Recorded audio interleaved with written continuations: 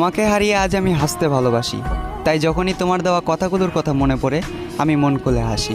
সবাই শুধু উঠতেই দেখলো, কেউ পড়তে দেখলো না, যেমন আকাশে উড়ন্ত ফানুস। আসলে আমি হাসির আড়ালে কষ্ট লুকানো একটা মানুষ। মাঝে মাঝে খুব বাজেভাবে তোমার কথা মনে পড়ে, তবে মন চাইলেও কথা বলতে পারি না আর জোর করে।